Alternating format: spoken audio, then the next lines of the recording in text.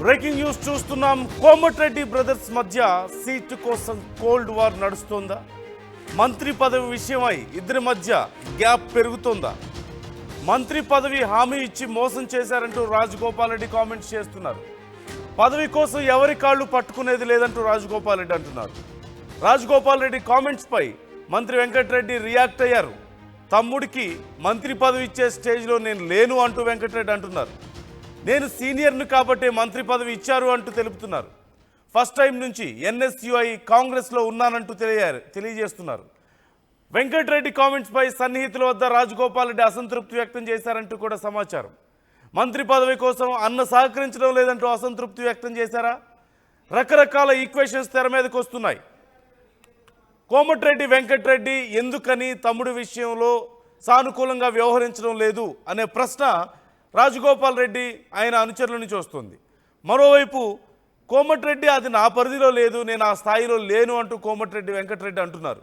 So Venkatareddy Rajagopal Reddy ఇద్దరు brothers మధ్య ఈ మంత్రి పదవి అంశం కొంత గ్యాప్ తీసుకొస్తుందా అనే చర్చ ఇప్పుడు నడుస్తుంది. ఒకసారి రాజగోపాల్ రెడ్డి ఏమన్నారో చూద్దాం. ముందుగా ఇంతకంటే పెద్ద పదవి వస్తే అది ప్రజలకే ఉపయోగపడుతుంది, ప్రజలకు లాభం అవుతుంది. కానీ నేను అందరిలాగా పదవులకు పోయి పైరవి చేసి దోసుకునేటువంటి అయితే కాదు. ఎవరికి కావాలి పెద్ద పెద్ద పదవులు?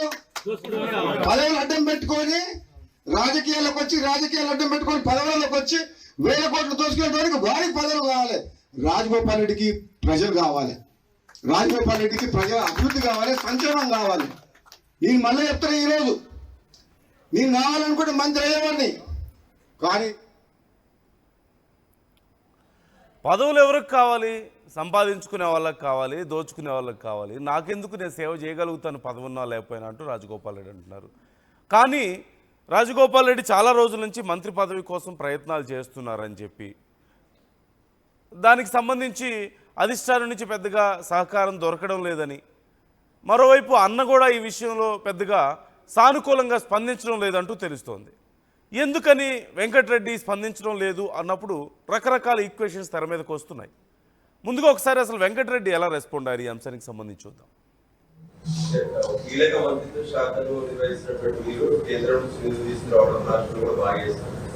కానీ మీ సోదరుడికి కూడా మంత్రి పదవి ఇస్తే ఇంకా మరింత బాగుంటుంది, నేను ప్రజల కోసం పనిచేస్తానని చెప్పి పదే తన ఆవేదన వ్యక్తం చేస్తారు. ఏం కామెంట్ చేస్తారు సార్? నేను మంత్రి పదవి ఇచ్చే స్టేజ్లో ఉన్నాను. నేను మద్దతు కాదు, ఇది జాతీయ పార్టీలో కొన్ని సిస్టమ్, దాని ప్రకారం పార్టీ అగ్రనాయకత్వం నిర్ణయం తీసుకుంటుంది. సీఎం గారి అభిప్రాయాలు తీసుకుంటారు. ముఖ్యమంత్రిగా సీఎం గారు మంత్రివర్గాన్ని నియమించే అవకాశం కేంద్ర జాతీయ పార్టీ కాబట్టి ఇక్కడ వాళ్ళ పర్మిషన్ కొని ఆయన చేయడం జరుగుతుంది. అందులో మా ప్రమేయం కానీ ఎవరి ప్రమేయం కానీ ఉన్నదల్లా. తీసుకునేటప్పుడే మాట ఇచ్చారు, అందుకే అది ఆ విషయం నాకు తెలియదు. అప్పుడు మాట ఇచ్చిన సంగతి మా ముందులో మాట ఇయ్యారు కదా. నేను ఇప్పుడు వాళ్ళు మాట ఇచ్చి ఇస్తే సంతోషపడతాం. కానీ కేంద్రంలో అల్టిమేట్గా హైకమాండ్ సీఎం గారు కూర్చొని నిర్ణయించే అంశాన్ని నన్ను అడగడం కూడా మీరు తప్పు. నా చేతులు లేని విషయాన్ని అడిగితే నేనేం చెప్పలేను.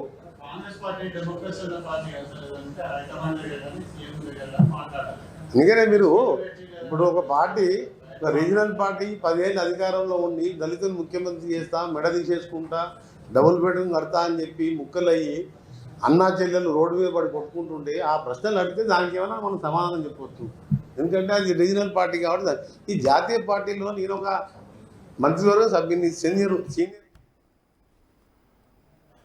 రకరకాల కారణాలు ఇందులో మనకు కనిపిస్తున్నాయి. విశ్లేషించుకుంటూ పోతే చాలా అంశాలు ఇక్కడ మనకు తెర మీదకి వస్తాయి. కోమటిరెడ్డి వెంకటరెడ్డి చెప్తున్నటువంటి మాటలు మనం వింటున్నాం. అది నా పరిధిలో లేదు, ఇది ఒక నేషనల్ పార్టీ, ఏదున్నా సరే పైనుంచి నిర్ణయం తీసుకుంటారు కదా, నేనేం చేస్తాను అని చెప్పేసి ఆయన మాట్లాడుతున్నారు సింపుల్గా. మరోవైపు రాజగోపాల్ రెడ్డి వర్గమేమో ఈ విషయంలో కొంత అసంతృప్తిగా ఉన్నట్లుగా తెలుస్తోంది. ఆయన చాలా రోజుల నుంచి మంత్రి పదవి కోసం వెయిట్ చేస్తున్నారని, కానీ ఆయనకు అవకాశం దక్కలేదని, అన్న కూడా ఆ విషయంలో సహకరించడం లేదు అనే అభిప్రాయంలో ఆయన ఉన్నారు, అసంతృప్తిలో ఉన్నారు అంటూ చర్చ నడుస్తుంది.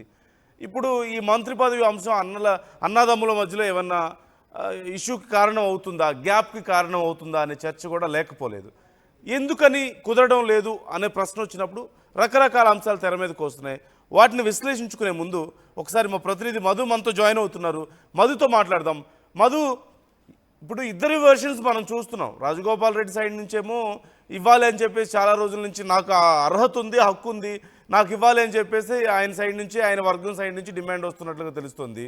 అధిష్టానం ఈ విషయంలో మాట్లాడడం లేదు. వెంకటరెడ్డి ఏమో మరి నాకు సంబంధం లేదంటున్నారు. ఇప్పుడు రాజగోపాల్ రెడ్డి పరిస్థితి ఏంటి? మరి అన్న కదా వెంకటరెడ్డి అంటే మరి ఇంటర్నల్గా ఎంతో కొంత సపోర్ట్ చేయాలి కదా, నాకు సంబంధం లేదు అని ఎందుకు చేతులు దులుపుకుంటున్నారు? కోమటిరెడ్డి రాజగోపాల్ రెడ్డి సీఎం టార్గెట్ గా వ్యాఖ్యలు చేస్తా ఉన్నారు. గత కొంతకాలంగా చాలా స్పష్టంగా సీఎం ఉద్దేశించి మాత్రమే మాట్లాడుతా ఉన్నారు.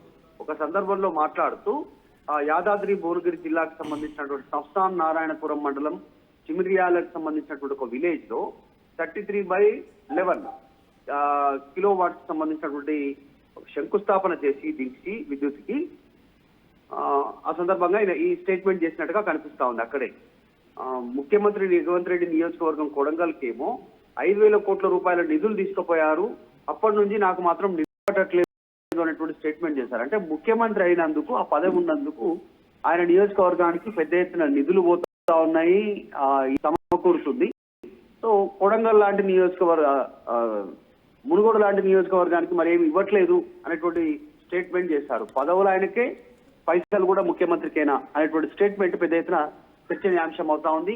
దానికి తోడు కోమటిరెడ్డి వెంకటరెడ్డి తమ్ముడి మంత్రి పదవి పైన ఆయన రెస్పాండ్ కావడంతో ఆ విషయం ఒకటి కొనసాగుతుంది. ఇప్పుడు నేను ఎన్ఎస్సీఏ మెంబర్, మొదటి నుంచి కాంగ్రెస్ పార్టీలో ఉన్నాను, కాంగ్రెస్ పార్టీ అనుబంధంగా కొనసాగాను కాబట్టి నేను సీనియరు, నాకు మంత్రి పదవి ఇచ్చారు, తమ్ముడు నాకు సంబంధం లేదు కదా, ముఖ్యమంత్రి అది స్టేట్మెంట్ కోమటిరెడ్డి చేయడంతో చర్చనీయాంశం అవుతుంది. మధ్య అనేటువంటి చర్చ ఉంది గత కొంతకాలంగా. దానికి సంబంధించి ప్రస్తుతం జరుగుతున్న పరిణామాలు చూసి అలాగే కనిపిస్తా ఉంది. కోమటిరెడ్డి రాజగోపాల్ రెడ్డి ఏమో నాకు పదవులు ముఖ్యం కాదు, మునుగోడు ప్రజలు ముఖ్యం, అభివృద్ధి ముఖ్యం లేదు అనేటువంటి స్టేట్మెంట్ చేస్తా ఉన్నారు. దానికి తోడు మరి తమ్ముడు ఇలా మాట్లాడుతూ ఉన్నాడు కదా, వరుసగా మీ సోదరుడు అనేటువంటి మీడియా అడిగినట్టు కోమటిరెడ్డి వెంకటరెడ్డి సమాధానం చెప్పే ప్రయత్నం చేశారు. ఒకవైపు మంత్రి పదవి రానందుకే కోమటిరెడ్డి రాజగోపాల్ రెడ్డి ఇట్లాంటి స్టేట్మెంట్ చేస్తున్నారు అనేటువంటి చాలా స్పష్టంగా కనిపిస్తుంది. ఆయన కూడా మాటల్లో చెప్తా ఉన్నారు. అధిష్టానం హామీ ఇచ్చింది, దాన్ని నెలకంటే జూనియర్లకు ఇచ్చారు, నాకు ఇవ్వలేదు. అసలు మంత్రి పదవి ఇస్తానన్నందుకే కాంగ్రెస్ పార్టీలోకి చివరి క్షణంలో వచ్చాను, లేదంటే వచ్చేవాడిని కాదు.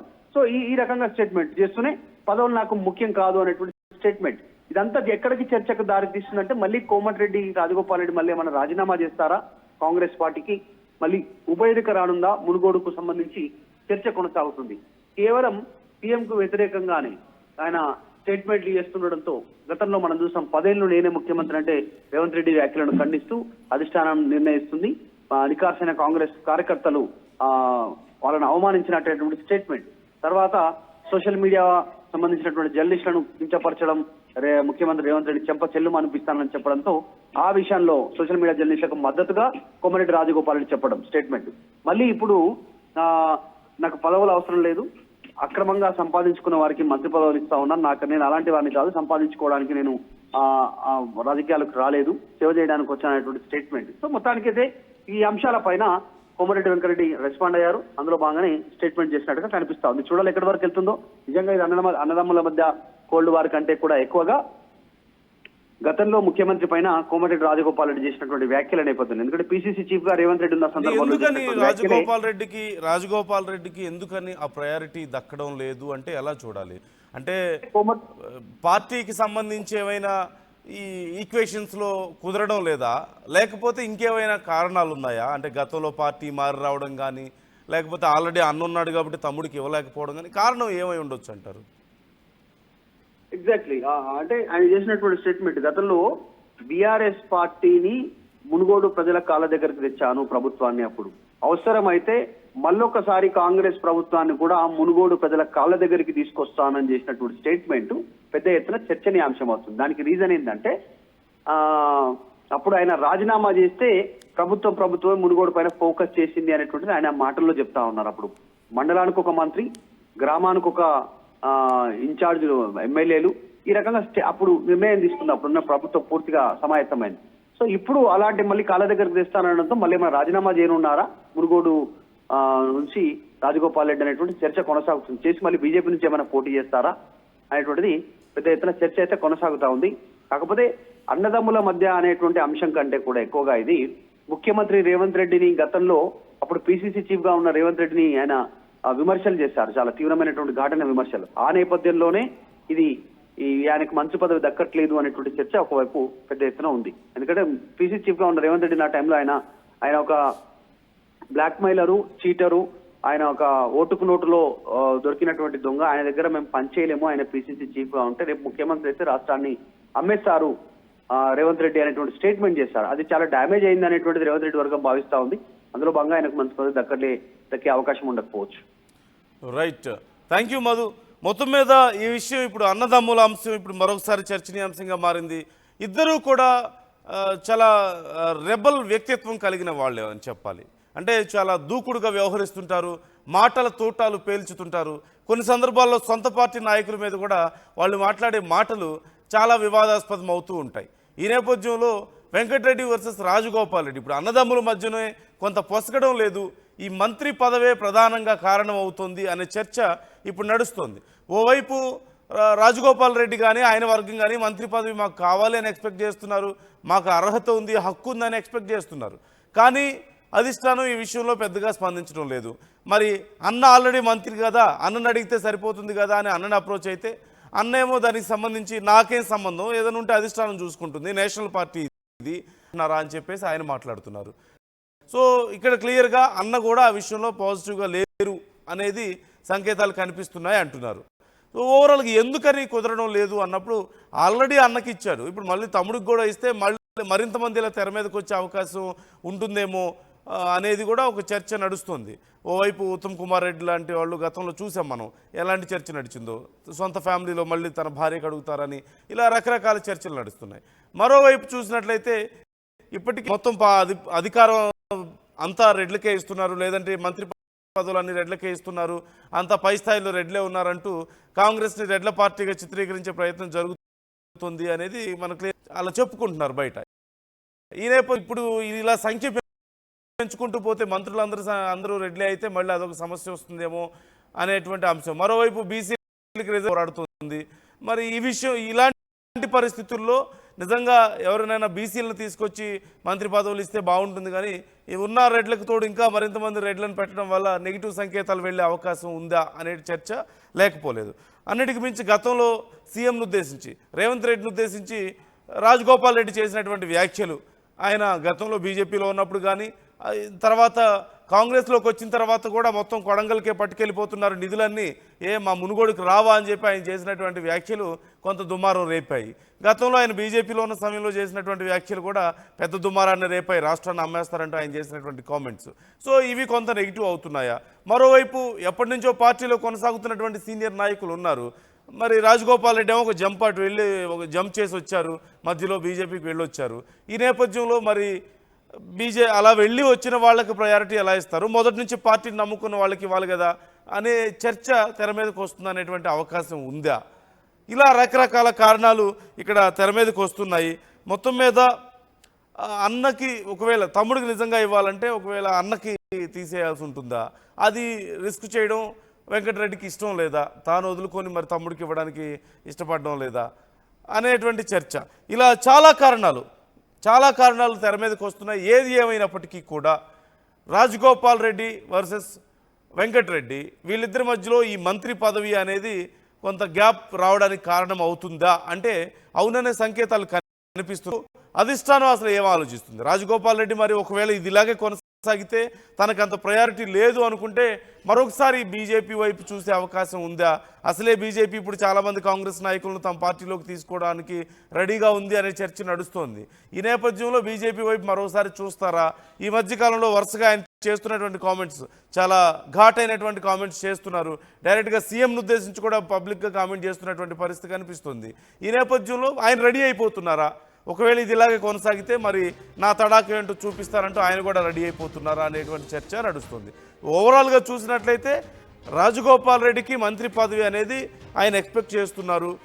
మరొక ముఖ్యమైన అంశం, గతంలో భువనగిరి సీటు అంశానికి సంబంధించి ఆయన కనుక గెలిపించగలిగితే ఆయనకు మంత్రి పదవి ఇస్తారని హామీ ఇచ్చారనేటువంటి ఇంటర్నల్ ఇన్ఫర్మేషన్ కూడా లేకపోలేదు.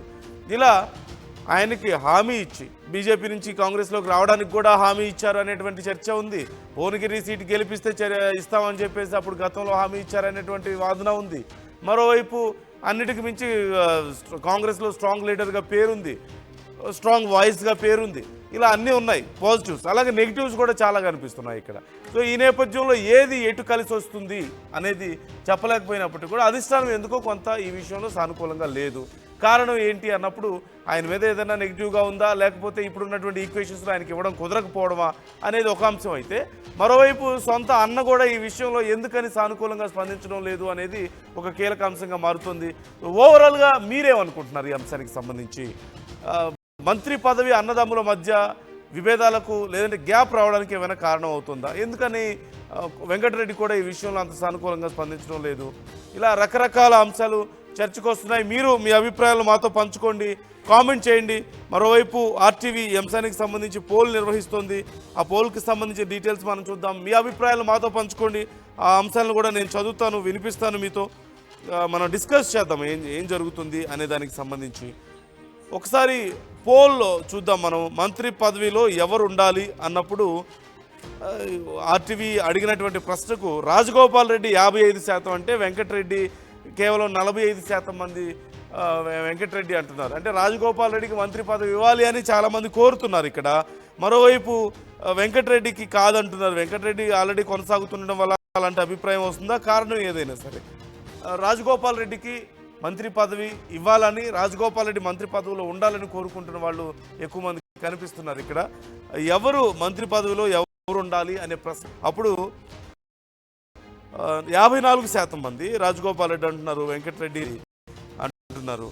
మీ అభిప్రాయాలు మాతో పంచుకోండి, కామెంట్ చేయండి. మీ కామెంట్స్ని కూడా నేను చదువుతాను. ఎవరి అభిప్రాయాలు ఎలా ఉన్నాయి, ఏం కారణం అయి ఉండొచ్చు, కారణం ఏమై ఉండొచ్చు అనేది మీరేమనుకుంటున్నారు? ఎందుకని వెంకటరెడ్డి కూడా ఈ విషయంలో పాజిటివ్గా స్పందించడం లేదు? ఒకవేళ ఏమైనా ఇంటర్నల్గా నిజంగానే మంత్రాంగం నడిపిస్తున్నారా బయటికి చెప్పకపోయినప్పటికీ? లేదంటే అధిష్టానం ఎందుకు ఆ విషయంలో సానుకూలంగా స్పందించడం లేదు? ఒకవేళ మంత్రి పదవి ఇవ్వకపోతే రాజగోపాల్ రెడ్డి ఏం చేసే అవకాశం ఉంది? ఆయన చేస్తున్నటువంటి కామెంట్స్ను ఎలా చూడాలి? ఇలా ఈ అంశాల మీద మీ అభిప్రాయాలు మాతో పంచుకోండి. ఒకసారి ఎవరేమన్నారు చూద్దాం. బ్రదర్స్ ఇద్దరు వస్తే అది ప్రజలకే ఉపయోగపడుతుంది, ప్రజలకు లాభం అవుతుంది. కానీ నేను అందరిలాగా పదవులకు పోయి పైరవులు చేసి దోచుకునేటోడు అయితే కాదు. ఎవరికి కావాలి పెద్ద పెద్ద పదవులు? పదవులు అడ్డం పెట్టుకొని రాజకీయాలకు అడ్డం పెట్టుకొని పదవులకు వచ్చి 1000 కోట్లు దోచుకునేటోడికి వారికి పదవులు కావాలి. రాజగోపాల్ రెడ్డికి ప్రజలు కావాలి, రాజగోపాల్ రెడ్డికి ప్రజల అభివృద్ధి కావాలి, సంక్షేమం కావాలి.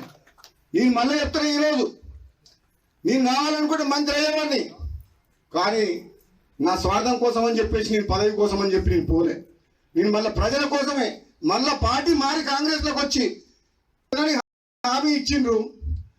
ఇస్తారా ఇవ్వరా అది మీ ఇష్టం.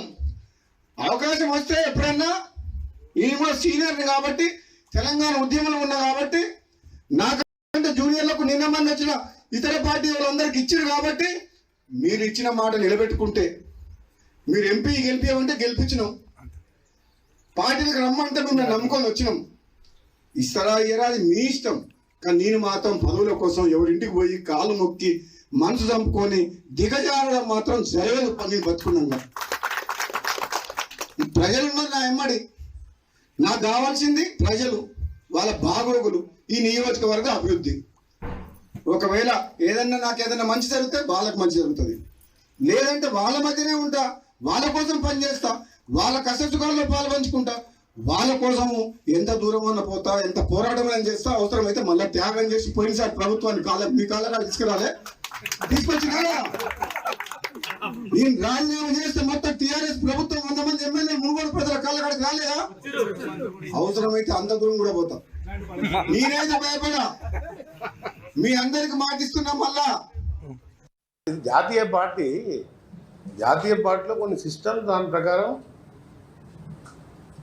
పార్టీ అగ్రనాయకత్వం నిర్ణయం తీసుకుంటుంది. సీఎం గారి అభిప్రాయాలు తీసుకుంటారు. ముఖ్యమంత్రిగా సీఎం గారు మంత్రివర్గాన్ని నియమించే అవకాశం కేంద్ర జాతీయ పార్టీ కాబట్టి ఇక్కడ వాళ్ళ పర్మిషన్ కొని ఆయన చేయడం జరుగుతుంది. అందులో మా ప్రమేయం కానీ ఎవరి ప్రమేయం కానీ ఉన్నదల్లా. కానీ ఆయన తీసుకునేటప్పుడే మాట ఇచ్చారు, అందుకే ఆయన అడుగుతున్నారు. అది ఆ విషయం నాకు తెలియదు. అప్పుడు మాట ఇచ్చిన సంగతి నా ముందులో మాట ఇయ్యారు కదా. నేను ఇప్పుడు వాళ్ళు మాట ఇస్తే సంతోషమే, ఇస్తే సంతోషపడతాం. కానీ కేంద్రంలో అల్టిమేట్గా హైకమాండ్ సీఎం గారు కూర్చొని నిర్ణయించే అంశాన్ని నన్ను అడగడం కూడా మీరు తప్పు. నా చేతులు లేని విషయాన్ని అడిగితే నేనేం చెప్పలేను.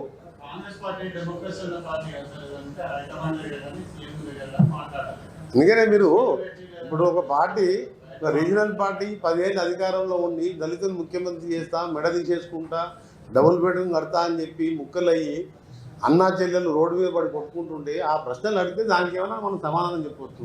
ఎందుకంటే అది రీజనల్ పార్టీ కాబట్టి. ఈ జాతీయ పార్టీలో నేను ఒక మంత్రివర్గ సభ్యుని, senior one of the senior member అనుకోండి. 6 టైమ్స్ గెలిచిన దాంట్లో కాంగ్రెస్ పార్టీలో నేను, ఉత్తమ్ కుమార్ రెడ్డి గారు 6 టైమ్స్, ఆయన మధ్యలో 3 నెలలు ఎక్స్ట్రా 7th టైం గెలిచాను. నేను 6 టైమ్స్ గెలిచాను. నేను ఆర్గనైజేషన్లో ఎన్ఎస్టీ యూత్ కాంగ్రెస్కి వెళ్ళి ఉన్నా. కాంగ్రెస్ పార్టీ ఇప్పుడు PCC president, CM, then high command